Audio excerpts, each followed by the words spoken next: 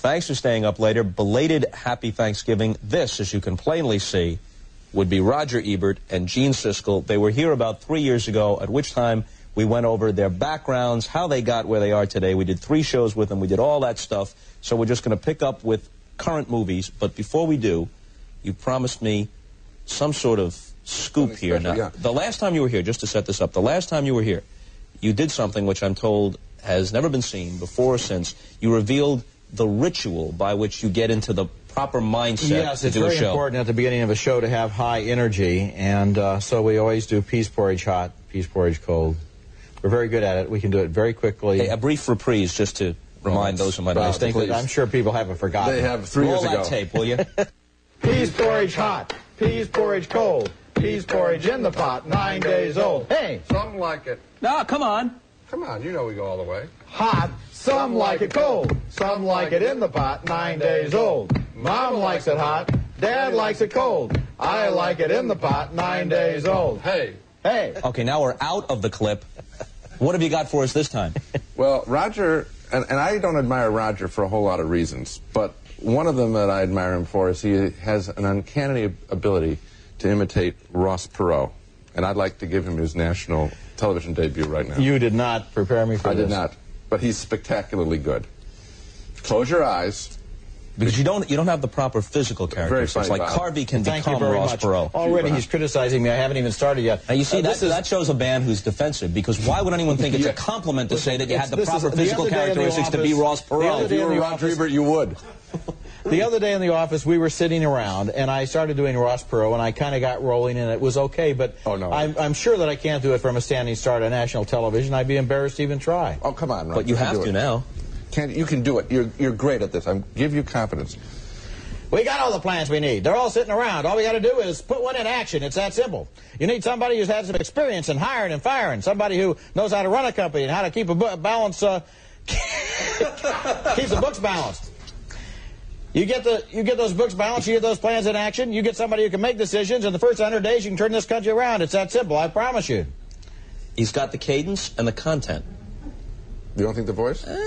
He was pushing a little hard because he's nervous. It's fair. I'm very nervous, yes. I've never done this before. And then somehow you have to work in this line. They get in there, they think maybe the chief of staff can take care of all their problems. The buck stops here. You can't have a chief of staff go out and take your problems out of your hands for you. That dog don't hunt. That's not bad. But you see, you put your man on the spot. I know that. But that's very embarrassing. Yes, you ought to see him do his imitations. He doesn't do any. It's a very extraordinarily good day in the life of Gene Siskel when he can sound like himself. You know, actually, people say I imitate very well. I'm a smarter film critic than you every single week of the show. Isn't that strange? And who would that be? You see, now we start out... Anybody that I've ever met? I doubt it. We start out on this contentious, adversarial note. It keeps us young. Why did you book us if you didn't want that? People are sitting by the hearth. They've just finished their Thanksgiving dinner.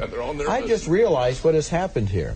What? He has set me up to fail, which I just did, and to look foolish before you even have asked a single question of either one of us. Already, he's there. He's, look at him, Mr. Moderator. Mr. Moderator, he's taking over the show. He's in the middle.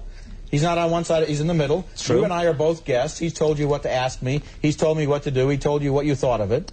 It's very insidious the way he works. Have you guys ever interviewed each other? Never. If you were allowed one question, truth serum's been passed out, and you're each allowed one question of the other, which question would you ask him? I would ask, because I'd ask this of most people. I think it's a very illuminating question. I would ask, what are you most afraid of as a human being? And your answer would be?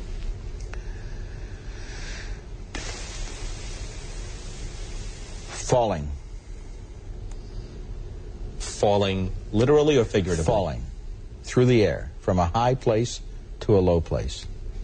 It's my worst dreams involve that.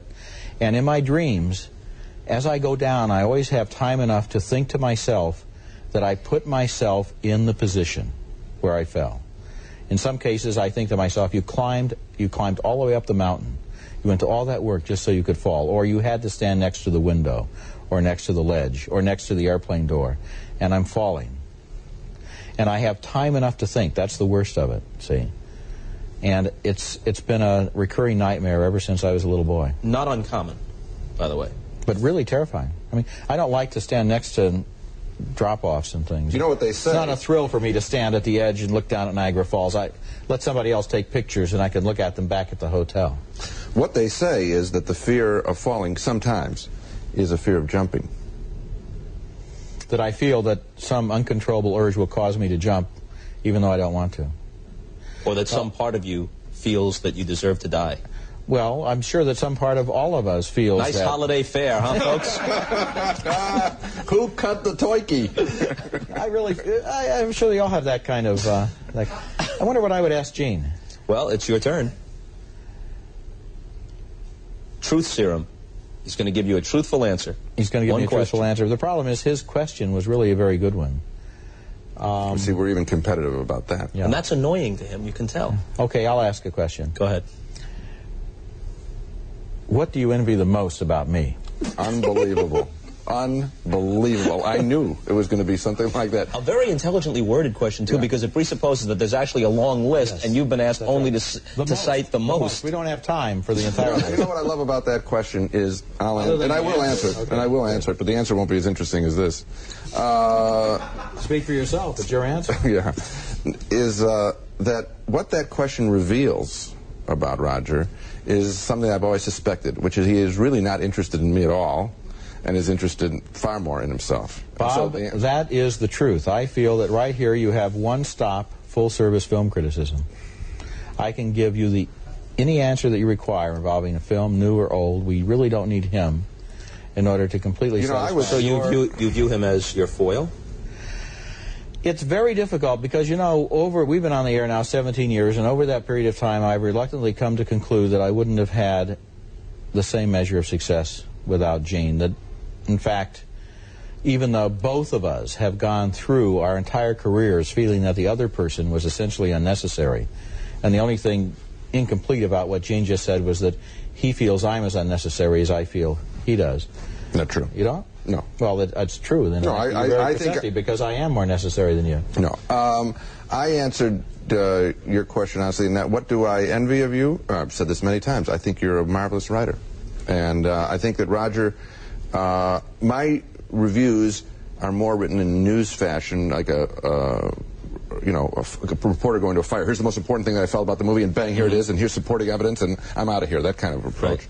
Roger is more of an essayist, and I envy that because it's a real skill. And in the city of Chicago, and I would think nationwide, because his column is syndicated, I think he's very highly regarded as a pure writer, and I think that's great. Since that is the case, how frustrating is it to you that you are, by many multiples, better known for your television work and for stuff that has to be in capsule form than for the more scholarly things you write? Well, I feel that my reviews are widely enough read to give me a certain amount of satisfaction, and I feel I would be a fool not to think that I was very fortunate to be part of Siskel and Ebert, to tell you the truth.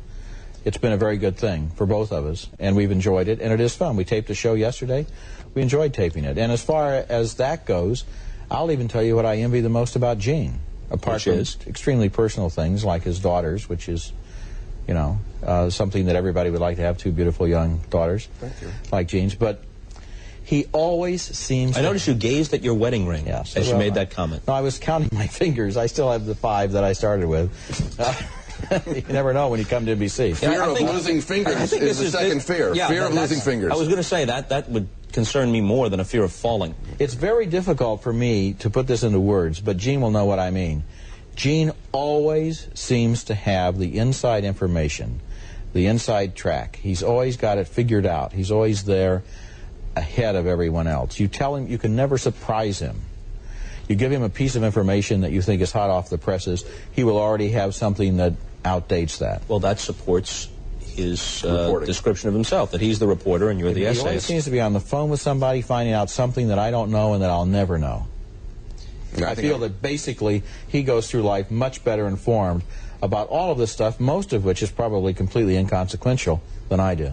So you've just given the lie to your own assessment, that you're the one-stop film criticism, sort of the photomat of of film criticism because he brings I sit in a little cart. I sit in a little hut in a shopping center, and you drive up, and I give you my review. Just wear a blue suit and a yellow hat. And listen, when you return an old review, you get a new review. Please, fellas, 1 point. It's not a little hut.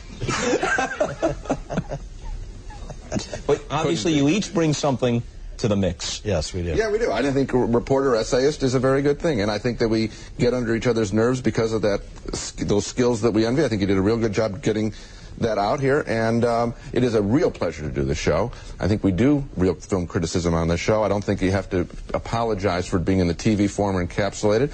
I think that people obviously find it of value, or we would have been long gone. I think, and you would know this very well, in syndicated television for a half-hour, once-a-week show, to have run 17 years is in syndication, and 10 years in syndication, is very hard to accomplish. Consenting adults is the kind of picture that makes the claim against Hollywood lacking family values seem entirely appropriate. Oh, come on, Gene. I hope you're not. I'm not turning, Roger. Turn into some kind of. I'm not going to turn into Roger, and I will like this is a good movie. This is a good thriller. It's well put together. The characters do have humor. The entire movie is a comedy. I don't see how you missed that. I didn't laugh. The movie has values that we either agree with or don't agree with, and that's what it's about. Just trying to, not some censorship at the factory gate. I'm not trying to censor it. What's the most disturbing trend in films today? The televisionization of feature films. It seems to me that when you have 2 hours to tell a story with no interruptions and a captive audience in a theater, you have an opportunity to get to be very complex about the characters, to allow them to talk and behave in idiosyncratic and individual ways. And frequently in the movies that we see today, they behave in the same predictable and stereotyped ways that they do on formula television. I think maybe because a lot of the people who are now running the studios came from television. Gene? Yeah, same thing. Roger used a word. He's heard me say that word often enough, televisionization. So he's copying your stuff? No, well, I'm not accusing that, but I'm going to make another point.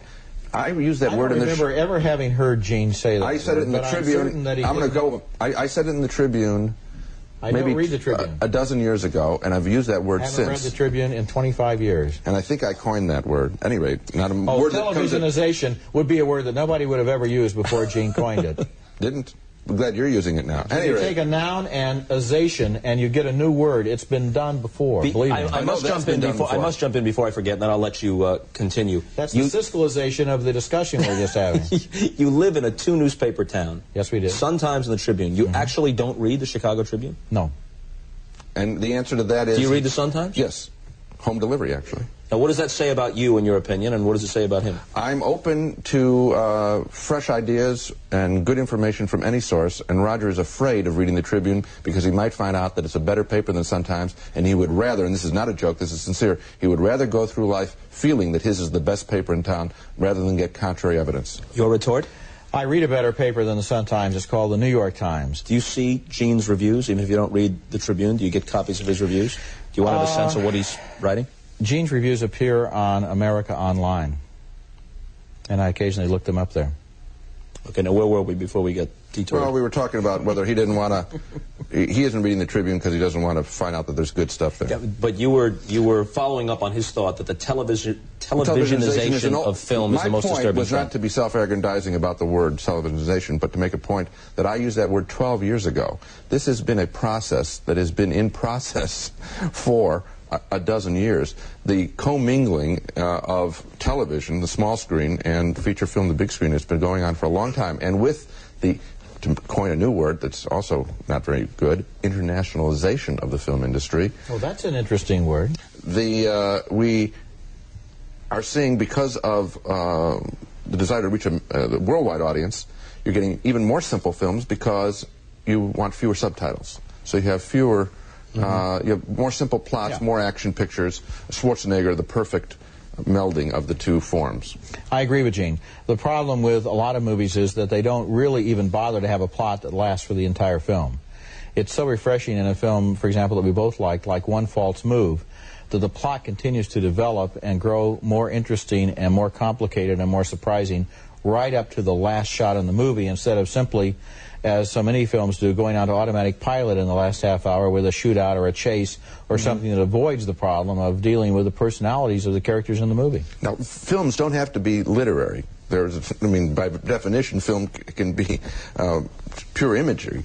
But in the narrative film, which dominates the American film industry, we are clearly living in the effects and seeing the effects of a post-literate society. People are not reading, they're not writing as well, and we see it with films. We used to say very often, we will say there's no third act. Now we're frequently finding there's no second act. What's the worst it ever got? Did you guys ever continue it so that you were at one another's throats when the taping? This is interesting. We just discovered this because somebody asked us this question. Oddly enough, we drop it. We drop the film-related controversies. The personal ones have a life of years. What's his most annoying trait? You saw it here. When he answered the question, rather than show interest in me, he showed a much greater interest in himself. And that bothers me. It bothers me two ways. What are you talking about? When you asked the question, he asked, he asked me a question. You asked a question that would accrue to you. Remember that? When you said, what do you envy about me? See, because I do respect him, I do like him, and therefore I would think, wouldn't he be really interested in me? Why would, and therefore... Wouldn't you think, Bob, that after all these years as a critic, Gene would be perceptive enough to know that I wasn't really asking that question to accrue to myself, but I was actually using it as a competitive technique in order to, in the debating situation we're in here, to score a point? What's his most? I don't really care what he envies the most about me, but I felt that it would be a good question to ask in terms of our little fencing match here. I didn't think... And I'm surprised he didn't pick up on that. No, I think that's a reason given after the fact. I thought it was a very revealing question he asked. What's his most annoying trait? Most annoying trait? What he just did. Analyzing what I did and pointing out how it was wrong. He does that all the time. He is constantly... I finally tell him, just let me make the mistakes. Let me be the stupid, unsophisticated hick from Urbana. I know that I say the wrong... Because he's always telling me what I should have said, why I said the wrong thing, why my motives were wrong, why they were flawed, and so forth. He is always doing that. You think you're smarter than him? Different. He thinks he's smarter than me. Yes, you did. I answered different. I considered the question and said consider different. it long. That's right. I didn't have to, because I wouldn't answer yes to that question. Different skills. I think that you got a big difference on it. I think we're both fairly smart and different. What do you eat at the movies? Dots. Dots. Love them. You know what's the bad thing about dots, though? Obviously. You can't tell in the dark of the movie theater where the red ones are, and the red ones are the best ones. About dots. Dots don't have a distinctive taste. If you're blindfolded, you can't tell one dot from another. Not true. But with Chuckles, you can. You can always tell the licorice from the strawberry, from the orange, from the green one. I eat Chuckles in this order. The red one first, yes. The orange one second. Okay, now I'm fading, but I'll go to the green. The licorice is last. Absolutely. I'll go to the green, I'll go to the other. The licorice one I don't really The yellow one, I can't to me, is a believe complete washout. It doesn't taste like I can't believe the mistakes that are being made here. Well, set us straight. I guess I do what he says. I'm going to correct you both. First of all, the red ones are not the best ones. The red ones are really, really sweet. I just ate some dots yesterday, so I'm... But now we're talking Chuckles. I'm going to get back to dots. There was a whole passage here I have to correct everyone. Okay. The dots. I would argue that if you would sensitize yourself to the orange dot, you will have a far better dining experience than the red dot. The red dot is juvenile. It is overloaded sweet. The orange dot has a little flavor to it. It's wonderful. But you know what really the best are? Red Hots. Those aren't bad. Spicy cinnamon Red Hots. To get back to his mistake, you can't tell a licorice dot from a red dot or a green dot. I can. If you have somebody from this show go downstairs and buy some dots, bring them back up here and blindfold me, I will bet him $5 I will be able to tell you which color dot I'm eating. All right, now we are doing... You're talking about Chuckles you can't decide? Well, you just said dots. Whether you know this or not, whether you know this or not... Chuckles, I'll bet you $10. Whether you know this or not, we're doing a second show. Chuckles. We're doing a second show because we've used up almost all the time for this show. So in the second show, we're going to come up here with some Chuckles and with some dots. Okay. And we're going to put this to the test. You'll tell the red dots from the other dots. I'll tell any Chuckle. You name the Chuckle. I thought you said you couldn't. Check the tape. I thought you guys were arguing that you couldn't tell the difference between Chuckles and dots. I can tell the difference between... Of course you can. Between Chuckles and dots, they have a different shape. No. Here's the dots are like little dimples, and the Chuckles are ribbed, and they have little sprinklings of sugar. And when you were a kid, you ate one thing of Chuckle at a time. Remember? No, you suck off that you No, I suck popped off the whole sugar. thing right in there. Really? Suck the sugar off. But here's the problem with dots. Chuckles do not stick to your teeth the way dots do. Dots get right back in there, and man, you got problems. They're the worst. Here's the simple question. If you could have, right now, a package of dots or a package of Chuckles, which would you rather have? Chuckles.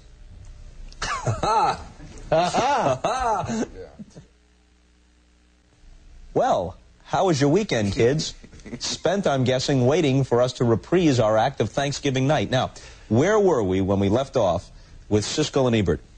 A couple of issues, burning issues, were left unresolved, and they pertained to movie house snacks, Chuckles and dots. Now, later in the show, Gene Siskel will prove what about dots? I will prove, Bob, that unlike Roger, I know that I can tell the difference blindfolded on what dot I'm chewing. Right, Roger accused dots of being so bland. All dots taste the same. And mealy-mouthed. And you and I, Bob, agreed that the candy that really does have a distinctive taste for each different color is the one you're holding in your hand right there. Chuckles. Now, our talent coordinator, Vicki Frank, who can explain this, had a package of Chuckles in her purse. Now, you tell me that you can name the alignment of the Chuckles. I can. Left to right. Mm-hmm. Are you holding it upright? I'm looking at it. Yes, I am. Whether you hold it upright or not would not matter left to right. It's red, yellow, black, orange, and green. Unbelievable, isn't it, ladies and gentlemen? You know what I wish they would do with Chuckles, because they've done this with a lot of other candy bars, come out with a quarter-pound size with bigger... Why would we suspect you might think that? Chuckles only comes in the one size. Now, you contended, however, that you cannot tell one Chuckle from another. I never said anything No, like he didn't. it. I said you could. He said he could tell dots apart. Of course you can. And my only point is that... Red is the best. No, Bob. It's the most sugary, saccharine. You frequently refer to your childhood and your childhood heroes. Mm-hmm. I'm going to make a connection. I think that people who are fixated on their... Please. Thank you. People who are fixated on their youth are more likely to enjoy the red, sweet Chuckle, whereas those of us who are a little more adult... adolescent in my case, like the orange. Yeah, I think the orange is a more sophisticated flavor than the red. Now, you've left him, in my opinion, in order of desirability, green, yellow, black. Licorice. I like licorice. I like licorice. I like the lime ones, too. The yellow is not the best. Now, tell the truth. Can I just tell you one thing I recommend on the last show? Mm-hmm. Try sucking off the sugar before eating the Chuckle. Then you can do the ridge thing that Roger was talking about, where you divide them up in ridges in your mouth. But suck off the sugar and you get a different textural sensation. You're getting more entertainment value per Chuckle that way. Present company accepted. Yes. Who's the best film critic? Well, I think that the two that I read the most carefully, and one is retired now, Pauline Kael and Stanley Kaufman. They had two very different assignments, because Kael always had as much space as she wanted in the New Yorker, and Kaufman is rigidly contained within a page and a half of the New Republic, and he gets more into that page and a half than most people can write at any length. We've talked about this question before, and we actually agree on that. You know, you look a little like Bill Mazeroski with a wad of tobacco in there. Oh, he's still sucking off the sugar, I suppose. I've got it off. I had the sugar experience. Are you going through it one ridge at a time? This time I decided to slice straight through it. You know, on the horizontal. I don't know if Stanley Kaufman watches this show, but I think it's quite likely that a friend will call him up and say, Stanley, the good news is that Gene and Roger agreed that you're one of the best film critics in the world today, and the bad news is Gene was sucking the sugar off of a Chuckle at the time that he came up with this profound judgment. I also think, this is another name that I really like, David Denby in New York Magazine, I think does a real good job, and I enjoy reading him. He's not afraid, and I tell you, that's a subject that doesn't get dealt with enough in terms of criticism. I know you don't think of film criticism as a job that requires courage. You know, firefighting is a little more bold in that regard. But within the confines of our little world, our arcane profession, having the guts to say that something that has a good buzz on it isn't good and that you didn't enjoy it does take guts, particularly when you have so much competition in the media these days, and there's a lot of pack thinking. And saying you didn't like a picture is not easy, because you're going to... We're smart enough, we have our antenna out enough, you're going to go down the road alone. Some people just enjoy being contrary, though. Right? I'm not talking about being contrary. I'm talking about saying, I didn't see it. I know what the prevailing wind is. I didn't see it. I didn't see it on the screen. I'm not doing it to stand out. I'm doing it because that's what I honestly believe. And I think Denby does that, and I like that. Okay, each of you give me one picture where you went completely against the prevailing tide? Well, believe it or not, I gave a negative review to Silence of the Lambs. Do you stand by it? Yeah. Why? I stand by it because that was my experience twice. I was so against the trend, obviously, and Academy Awards included, that I had to go back and see it again and say, you know, did I just blow it? And what happened to me was, as I was watching the film the first time, when they go down into the cavern, into the dungeon, if you will, and they get to the prison for the first encounter, I thought the movie was way overhyped. So that's the key to the whole film. Yeah, if that doesn't grab you and put some terror into you, then the rest that follows doesn't matter. That's right. And I thought it was overloaded. I thought it was kind of not laughable technically. I didn't laugh at it, but I sort of chuckled, if you will. And I thought the music was overcranked. And so I didn't buy it, and I didn't buy into the fantasy. Second time, I thought it was I know it's gothic. I thought it was purple, and I didn't buy it. Roger? There was one film that I'll mention, one that we both were against the tide on, and then I'll mention one of my own. Gene and I are often asked, do you sit through an entire movie? Do you ever walk out? And the answer is yes, we sit through the entire movie. Maybe once every 2 or 3 years, we find a movie so uninteresting that we essentially say, this is not worth looking at another frame of. Life is too short. Please turn off the projector. We won't review it. It's fewer than 1 or every 3. I'd say maybe once, Roger. Maybe 5 years. 2 or 3 times in our entire association. And we asked for the projector to be turned off while we were watching Mediterranean, which went on to win the Academy Award as the best foreign film of the year. We both thought it was utterly without any interest whatsoever. You still think so, or did you go back and change your mind? There's an exhibitor in Chicago named Oscar Brotman who once gave me something called Brotman's Rule. He said, Roger, if nothing has happened at the end of the first reel, nothing is going to happen. In this case, nothing had happened in the first hour. I don't know what could have happened in the second hour. Okay, quickly, But apart from that, Casualties of War was a picture that everybody dumped on, and I liked it. The Brian De Palma picture with Sean Penn and Michael Fox. I thought Penn was particularly Roger, good in that isn't true. Pauline Kael, you just mentioned her name. Pauline Kael liked that film very much. There were a number of people who liked Casualty of the War. I like Casualty of the War. How about that wasn't the question, Gene. The question was, well, okay. You went against prevailing opinion, right? Wasn't that the question? I think prevailing opinion was down on Casualties of War, overwhelmingly. I don't think so. I was going to recommend he talk about Blue Velvet. Didn't like Blue Velvet either. And you did? Yeah, and most critics did. Or Stanley Kubrick's A Clockwork Orange. I have a feeling that in the case of Blue Velvet, my review has stood the test of time better than yours.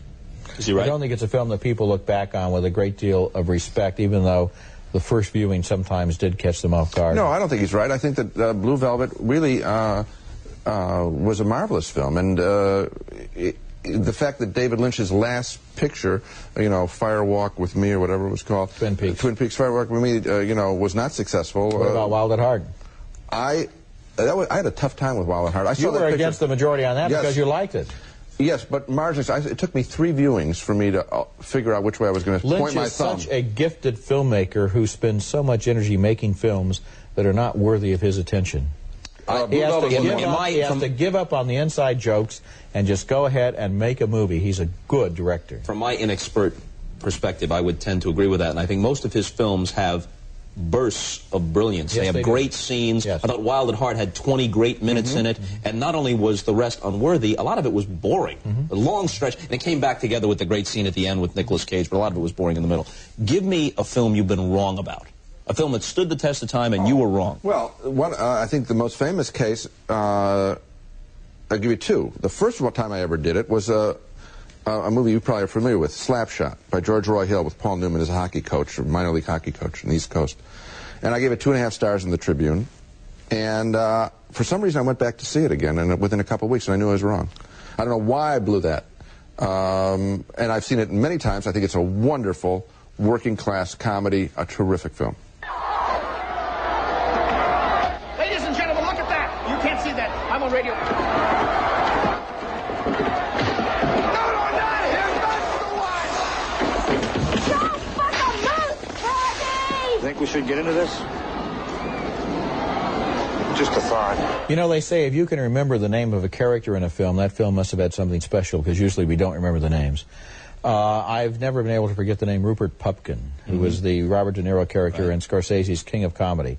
I gave that movie a negative review. I saw it again. I still didn't like it. I've seen it probably 6 or 7 times now. I've never been able to come around to saying that I like it, but I now realize that there is a real quality there that cannot be denied. There is something to that film that, even though it perhaps wasn't on my wavelength, there is something very special about it. Bruh? Yeah!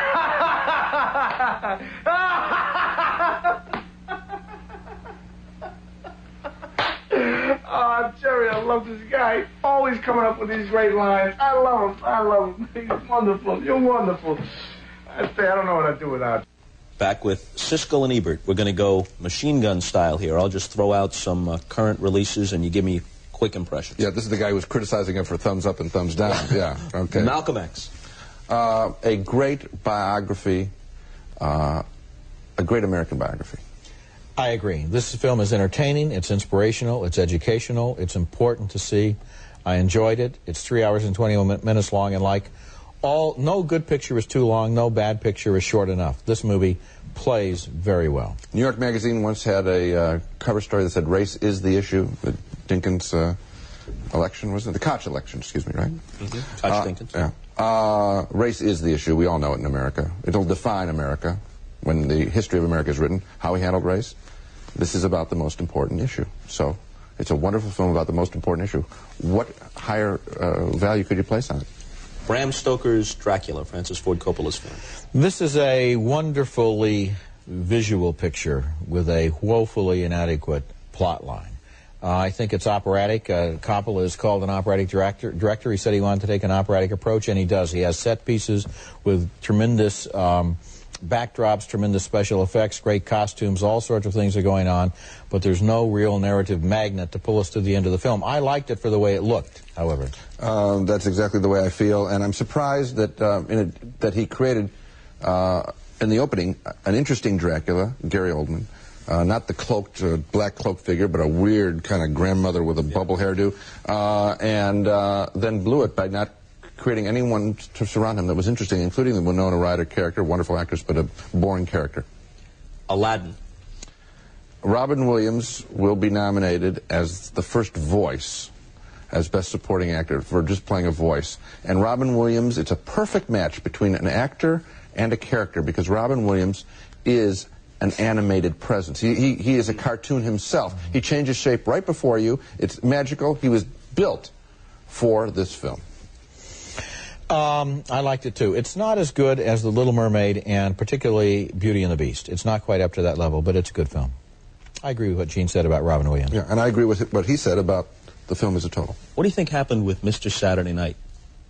It did not do good business. It has an obviously very popular I enjoyed star, it. I think that people essentially, first of all, in terms of the 50 states and the 250 million Americans, there's a limited amount of interest in Borscht Belt comics. You would probably please more people if you made a movie about one who was funny than one who was not funny and who constantly said the wrong things and was basically an unpleasant character. See, but I thought he was funny in his own way. Well, in his own way, but I thought his persona was funny. I see. I enjoyed the picture. I just feel that it didn't make it with the public because they perceived it as being a downer. Yes, I think that the pass-along was I was expecting it to be Billy Crystal, Oscar night funny, and it was kind of sad. And this guy was kind of pathetic because he was unhappy, and he was in the business of making people laugh. I wonder, of course, if it's too Jewish. I mean, if Borscht Belt Rogers, code word for Jewish, I don't know. I mean, I don't think that was the reason. I've heard that as the reason. I don't believe that. I just think that there was expectations of Billy Crystal being extremely funny, but not in this film. That wasn't what the movie was about. Did you like it on its own terms? Yes, I did. See, I thought on its own terms, they couldn't have changed very much. I thought he told the story and put across the affection that he had for that kind of comic about as well as he possibly could. And on its own terms, it was funny in its own way, and it was touching in its own way. And the fact that it wasn't a bigger hit is not the litmus test of whether it was a good movie. I agree. I think it's about as good as it could be. Lose money. A lot of bad movies make money. That isn't the point. Leaving the peripheral controversies aside, what did you think of Woody's film, Husbands and Wives? I liked it more because of the controversy. It made me study. Because you could see the reflections of the controversy within it. I mean, I look at all the movies, but I stared at this one at Mia Farrow because she seemed so unhappy and so sad, and I'm sitting there thinking, is this acting? Is this a reflection of what had gone on, you know, during their relationship? And it made the picture more interesting. Roger? I'm basically in agreement with Gene here. One thing I observed about that picture that I noticed in a couple other pictures, Sidney Pollack, who is a well-known director, is a very good natural actor. He has an extremely easy presence on the screen. He had that great bit of business that he did in Tootsie. Yeah, as Dustin Hoffman's as the agent. Yeah. You know, the thing that I haven't read about husbands and wives, and I don't know if I've emphasized enough in my review, is I think whether Woody Allen intended it or not, he's made a very critical film in Husbands and Wives of his milieu. I mean, basically, these are not very nice people. They don't deserve, frankly, to be as unhappy as they are, and I think if you watch it, you know that, and there must have been something in the filmmaking that communicated that to me. I think he's being self-critical in the film, maybe more than he was given credit for. Let me just throw off the names of some films which, as we tape, have not been released, so I don't think you've seen... Probably not. And you haven't seen Chaplin or any advance on that, or Hoffa, or A Few Good Men? No. How about Bad Lieutenant? Why don't we talk about that one? That's coming out in the next week or two. That has Harvey Keitel in it in one of the greatest performances that he has ever given, and he is a great actor. And it has an NC-17 rating, so it will probably be limited in terms of the theaters it can play in. And that's one of the reasons why the rating system is unfortunate, because NC-17 really handicaps a film. And this film, which is about a very unpleasant and evil man, is a fascinating study of that character. What film that's going to be released around Christmas time are you most looking forward to? Well, I'm a big Jack Nicholson fan, and I wish he would get back to playing guys like he played in the early 70s, which I thought were some of the most interesting men ever presented in movie history. And I'm going to be interested to see if in A Few Good Men and in Hoffa, whether he's playing, obviously, older characters now, but whether there's that same component about what men are about of a certain age, or whether he's being used as a star. Two Jakes, his own film, had some of those qualities that I really liked. There was an unfairly picked-on movie. Of course, it wasn't Chinatown, but it was the Two Jakes, and it was, I think, a good, strong picture. So I'm looking forward to the Nicholson picture. I've somehow picked up some good vibrations about Forever Young, this Mel Gibson film. I'm looking forward to seeing it. My friends, the moment of truth. Roger Ebert has already passed the Chuckles test. We've gone next door to NBC to the Guild Theater to get some authentic, actual movie house dots. Now, it is Roger's contention that these are so generic that you can't tell a red one from a green one from an orange one. Gene Siskel vehemently disagrees. Now, don't let him look down his nose. Now, use your hand to As shield. you can plainly see, the man has been blindfolded. With one of your ties. Bob, I'd just like to say one thing to my daughters. Yeah. Girls, this is Daddy. He's okay. He's not being held captive by Bob and Roger. I'm doing this on my own. Okay. I'm not looking. I closed my eyes. Okay, now, don't let him look down his... Roger, I don't care what you do. I'll do it this way. Okay, good. Okay, do I have to place this as if I'm giving you communion? Yes, that's right, yes. You don't have to make the sign of the cross first, Bob. Okay, here we go. The moment of truth.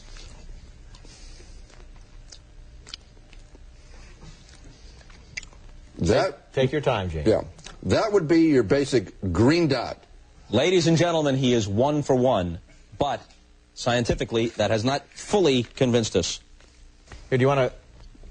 Jane, here, you want to... Cleanse your palate? A glass of water, here. Water after a dot? Cleanse your palate. He was right You don't about the have green. champagne? He was right. He was right. He was correct. Right, yes. Who are you telling it to? They could see the color. The show's in color. Are you guys out of your mind? Open your mouth. I have a feeling that tie... Look out, G. And drop the water. The tie is probably Danny They are the Thomas spit smallest cocktail tables here. Here. The tie is probably transparent. I gotta get the green out, baby, because otherwise I'm gonna... There you go. Oh, you like that one? You jammed right in there, Bob.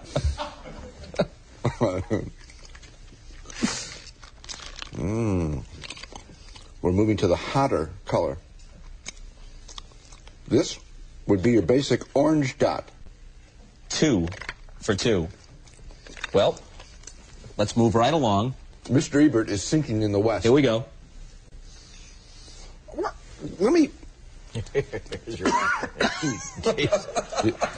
The Dentists Association of America is the only people that are enjoying this show. Here. Look out, Gene. Look out. Get Cavities are on with it, can we please? Yeah. Here you go. He's looking right down his nose. I swear to God. I swear to you. And the tie is probably transparent. I'm going to try the tie on and see how well you can see through it in a second now. I swear on my life. Okay. Here is what Bob, Mr. Saccharin, would like, the red dot. My God, he's Absolutely, right. positively 3 for 3, correct. that's it. That's and it. there remains but one test. What is it? A hot poker? Here. Ready? A cup. It's a cup. Oh, I'm sorry.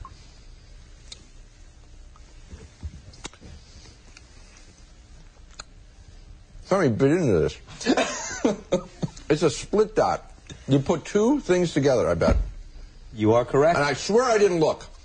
I combined. I swear on my life I didn't look. Very accurate. I think combined you can see a green why didn't you with see a if you yellow. can separate them? Here, give me that tie. I want to see if you can see through it or not. Bob, you're making the tie tighter. So the prize is Gene gets to keep the tie, right? Let me see. I congratulate you. You were perfect. Thank you, sir. And as the grand prize for flawlessly identifying the dots, the man leaves with a brand new tie. Our thanks to both of you. It's been a real pleasure. Do I have to declare this as income tax? For income tax? It's pretty hard to evade it. You're right out here on TV. A legitimate quiz show. It's not payola under the table. Okay. See you later.